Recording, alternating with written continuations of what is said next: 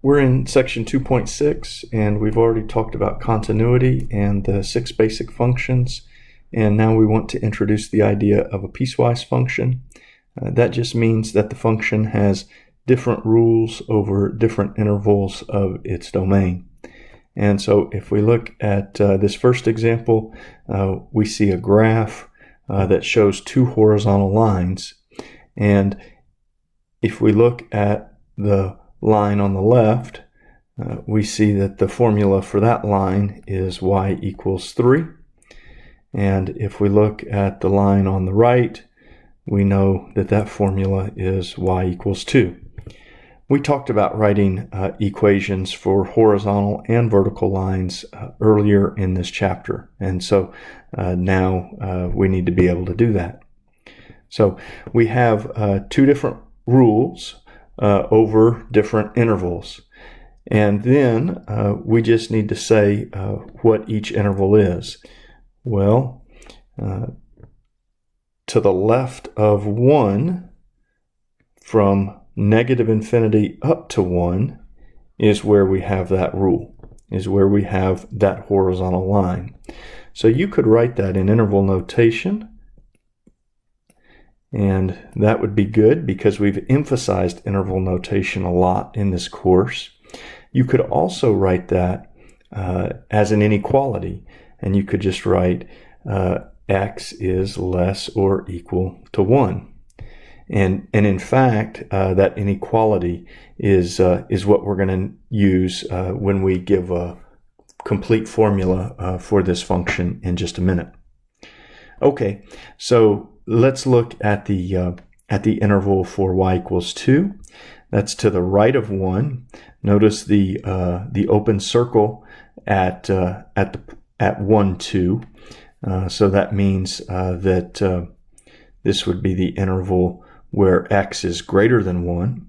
We could write that in interval notation from 1 to infinity with parentheses, or we could write it as an inequality, x is greater than 1. Okay, so we have 2 different rules, and we have an interval for each one. And so what I'd like to do is I'd like to go ahead and answer question number 4 first. Let's go ahead and give the formula, and then we can go back and we can answer these other questions as well. So usually we write f of x is equal to, and then we write the rule. Well, now that we have 2 rules to write, the way we're going to do that is we're going to start with an open brace. And then the first rule, it says y equals 3. We don't need to write y equals here. We already have it over to the left of the brace. All we need to do is write 3. So this says y equals 3 if x is less or equal to 1. So we state the rule, and then we state the interval for that rule. Y equals 2 is the other option, and we would use that rule if x is greater than 1. And so that is the formula for the function. Students sometimes have difficulty with the formatting, with the curly brace here, and with the word if. Sometimes we use the word for, F-O-R, instead of if, and then an inequality for x to show what that interval is. So practice the notation for giving these formulas. That's important. Okay, we can say the domain and the range as well. You know, the domain is all of the x values from left to right. We can start at negative infinity and we go up to 1, but then we continue right on the other side of 1. So it doesn't matter that the y values are changing. We're just talking about domain. We're just talking about x values. And so the domain is all real numbers. The range is a little tricky. The range is the y values, is a set of all y values, and of course there are only 2 y values on this graph. Y could either be 3 or y could be 2. And so we cannot use interval notation because y does not take on the numbers between 2 and 3, only 2 and only 3. And so we use the braces to show set notation to give the range. On to number 2. If we want to evaluate f of negative 2, then that just means what is the y value when x is negative 2. So come on the x-axis to negative 2, go up and see that we're at the point negative 2, 3. Negative 2 makes 3, so that's our answer. And then f of 1, we interpret that question the same way. Now, it could be just a little bit tricky. Remember, the whole is the absence of a point. We need to go where the point is, and so that would be right up here at 1, 3.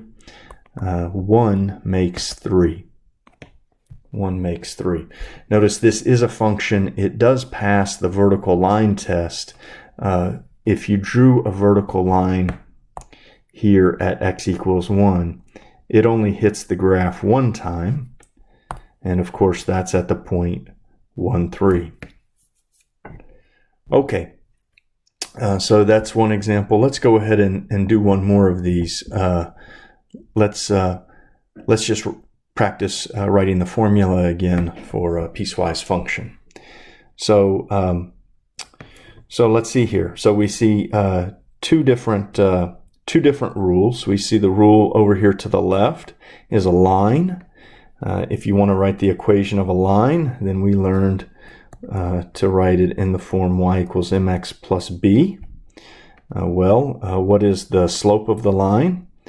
You can count from one point to another on the graph. You can see we're going down 1 and then right 1. So the slope is negative 1 over 1, or just negative 1. And the y-intercept is at negative 2. Notice it doesn't matter that that point is not actually in the domain. That's not the question at the moment. The question is, what's a rule that we can use to go from inputs to outputs on this line? And so with the slope and where the y-intercept would be at negative 2, we can go ahead and write our formula. Y equals negative 1 times x minus 2, or even better, we can just write negative x minus 2. Okay, and what is that interval? Where do we apply that rule? We apply it on the interval to the left of 0 if x is strictly less than 0 because of the hole at 0, negative 2. So this is half of our answer, and then we'll get the other half now.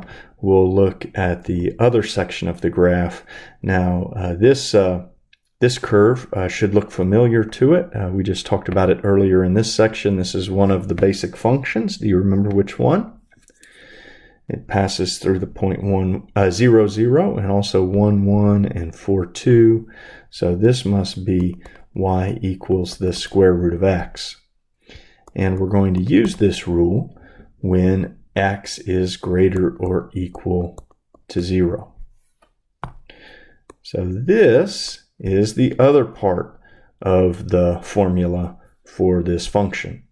And so now all that's left is the notation to present that formula, to present that answer. And so we talked about that a little bit earlier in this video. We said start with g of x, since that's the name for the function, equals, and then an open brace, and then we can write the formula negative x minus 2 if x is less than 0, or we can write the formula square root of x if x is greater or equal to 0.